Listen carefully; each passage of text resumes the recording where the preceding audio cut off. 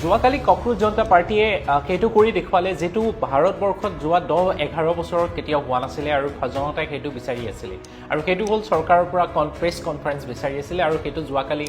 cockroach জনতা পাৰ্টীয়ে কৰি দেখুৱালে আচলতে কথাটো হ'ল আৰু আমি দেখিছোঁ কি ধৰণে মিডিয়াই কি ধৰণে প্ৰশ্ন কৰিছে ককৰোচ জনতা পাৰ্টিক আপোনালোকে ফাণ্ডিং ক'ৰ পৰা পাইছে টকা ক'ৰ পৰা পাইছে আপোনালোকে ইলেকশ্যন খেলিব নেকি বিভিন্ন ধৰণৰ মানে কুৱেশ্যন কৰে আনৰিলেভেণ্ট কুৱেশ্যন কৰিছে এতিয়া কথাটো হ'ল মিডিয়াই যিখিনি কুৱেশ্যনছ ককৰোচ জনতা পাৰ্টিক কৰিছে তাৰে 10%ও যদি তেওঁলোকে চৰকাৰখনক যদি কুৱেশ্যনছ কৰা আৰম্ভ কৰে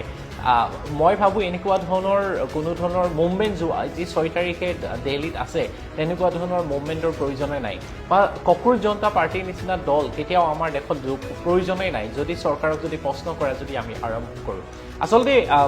নীট এক্সামৰ পিছত 17জন ল'ৰা ছোৱালীয়ে ছুচাইড কৰি ঢুকাই থাকিলে মৰি গ'ল তাৰ কুৱেশ্যনছ তেওঁলোকে কিয় চৰকাৰক কৰা নাই আজিলৈকে মোদী ডাঙৰীয়াৰ বিভিন্ন সময়ত দেখোঁ তেওঁ কিছুমান ল'ৰা ছোৱালীৰ লগত ফুটবল খেলিব যায় ছাত্ৰ ছাত্ৰীৰ লগত কেতিয়াবা বিভিন্ন ধৰণৰ নীটৰ এক্সামৰ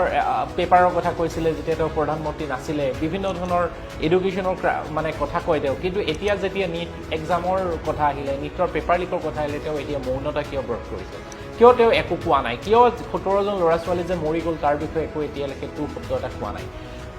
ডিমাণ্ডটো সম্পূৰ্ণ এটা চিধা যে ভাৰতৰ এডুকেশ্যন মিনিষ্টাৰ ধৰ্মেন্দ্ৰ প্ৰধানৰ ৰিজাইন কৰিব লাগে আৰু ৰিজাইন কৰি দিলে গোটেই কাহিনীটো শেষ হৈ যায় কিন্তু